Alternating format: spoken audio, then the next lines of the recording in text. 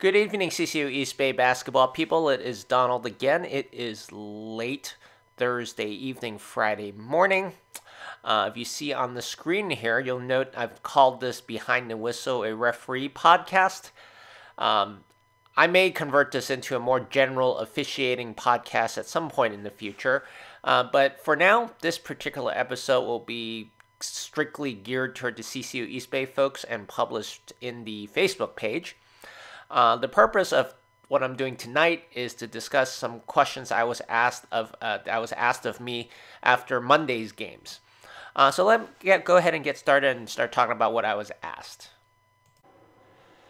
So let's recap what happened on Monday and why I'm here talking about some of the questions I was asked after the games on Monday.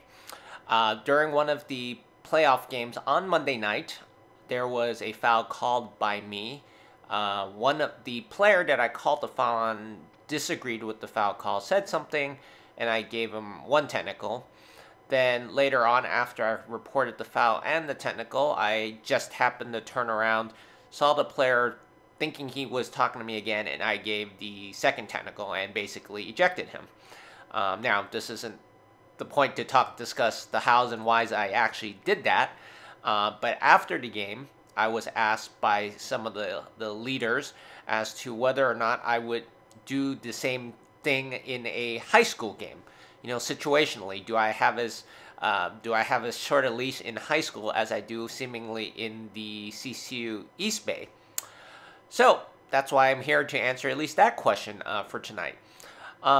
So for me in high school, I think I have a much larger leash when it comes to the players than I would in the CCU East Bay. But that's a pretty easy, there's a reason for that though. Keep in mind that in high school, the kids are high schoolers. They're somewhere between potentially 14 and 18.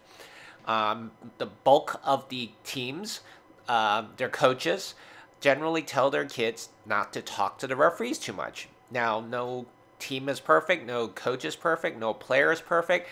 There will be kids that will act up over time, but generally, in my experience, the bulk of the kids, even if they say something, they'll get over it really quick because guess what? High school basketball can be pretty fast, and if you're spending time complaining, you might miss your defensive assignment. The other team might run to the other side, get a layup or something, and your coach is not going to be very happy about it. So from a perspective of a high school league or any high school team, it'll be a lot different than any adult league. The second difference between in high school and adult league is in the adult league, even though there is a captain, let's say in the CCU East Bay Friendship League or even the Open Division, the captains are generally playing. So when they're playing, regardless if the captain is the one complaining or another player, the captain is not necessarily focused on all the time on what the players are saying to the referee. Because guess what? You're on the court. You're trying to focus on playing defense. You're trying to shoot the ball. There's a lot of stuff going on. And you might not even realize that one of your players is complaining. And it's very difficult to control. Now, if you're a high school coach, you're obviously paying attention to a lot of things as well. But you're also very well aware that you need to keep your players in check. So if they do see a player complaining, most coaches will tell the player to cut it out. Or because the coaches are on the sideline, we as referees can talk to the coaches and say, hey man, you need to keep your player under control. It is a little bit more challenging within the CCU East Bay. I'll just be frank. Even though if I may tell a captain to keep a player under control, guess what? The captain can say something, but guess what? You guys are all adults. You can choose not to listen to your captain and still do whatever you want to do. And that's perfectly fine. I mean, it's not like, hey, nothing wrong with complaining per se. It's just up to a certain extent. But the fact is, high school kids, if they're explicitly told not to say anything to the referee because they're younger, they'll generally respect the authority. Adults, being adults, sometimes, hey, if we feel we've been wronged, we are going to say what we want to say. And that's perfectly fine. But again, the main point for me is you can't really compare the high school game and how I officiate in the high school game to the CCU East Bay. So the last thing I wanted to mention about just high school versus CCU East Bay is simply the fact that high school basketball in general, again, not all games, have a lot more action, a lot of up and down, a lot of different offenses and defenses set up. So while players and coaches a lot will complain, I will hear some of those complaints, but because of the nature of the game, where teams are generally running up down the court at a high speed, both the players, the coaches, and even the officials don't really have time to deal with it all the time unless it's an egregious violation. On the other hand, with CCU East Bay, let's be frank, the action's not always that fast. Someone may say something, and I might hear it, and if I think it's bad enough, since I have potentially some more time to process it, I may give a technical. That's just the way it is. Neither right nor wrong. But I will leave you guys with this: is that we're all adults. I've tried not to complain when I play, so hopefully, in me talking about this, you guys understand where I come from. And hope you realize that none of us referees are perfect. I don't care if you're a new guy, never ref before, or me reffing in high school for the last 15 years and in general officiating for 20 years. We are going to miss calls. And how you react to it is, of course, entirely up to you. But if a technical is given, there's generally a reason why, because some line was crossed and that official felt like it was something that they needed to address. That's really what my point was. I'm not pointing blame or finger at anyone. I'm just letting you know why things happen the way they do. So we've talked about some serious stuff. So let's change gears, have a lighter discussion, and talk about how my officiating week has been thus far. After Monday, the CCU East Bay 3 games that I worked, I actually worked Tuesday, boys varsity game, a single game. I worked 2 games on Wednesday night. There was one forfeit, and then it ended up playing a little bit because of the forfeit. Thursday, tonight, I did 2 JV boys tournament games, and then tomorrow and Saturday, I will have 2 CYO games. Why is my schedule so crazy? It's just the way things worked out. Friday and Saturday, I wasn't planning to officiate, but the organizer for the CYO League in San Francisco was desperately shorthanded. He's short like almost every year. There's people who we just don't have enough officials. So I said, fine, I'll help out, even though I'm pretty damn tired. But I'm going to try to limit it a little bit so I can get some rest. The other point is, guys, this is to illustrate that, I do love officiating. Jack always says, hey, Don's our most experienced official.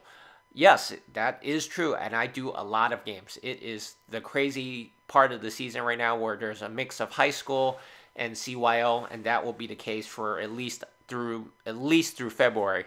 The really higher level officials in my high school group who do playoffs and state playoff games and state championship games may go all the way into March. I don't think I will get that far. But I'm always officiating throughout the year, especially now through March and then even into May with some of the Asian tournaments. So yes, I am an experienced official, but the experience doesn't come from a chasing after the money, even though I do get paid. The fact is I get to exercise, I get to help out communities and be involved and talk to a lot of people I know out there. It is quite fun to be an official. Even though when I give technicals, like I've mentioned in the prior discussions, that is not fun. I enjoy getting out there and being on the court, seeing hi to people I've known, talking to referees and whatnot. Officiating to me is one of the funnest things someone can do to stay involved with basketball. So to wrap up, let's look at the week ahead, especially on the CCU East Bay side. There will be the friendship playoffs on Monday. My team will actually be playing, and there will be a second game after. So I don't think I'll be officiating, as I believe there will be enough officials to handle. On Thursday, there will be the CCU East Bay playoffs for the Open Division. I've been asked to go officiate potentially with the head official on, which will be a cool thing. I don't think I know him that well. I've met him before. I think he's an East Bay guy, but hey, it's good to work with a fellow high school official. We'll see. So we'll see how that goes.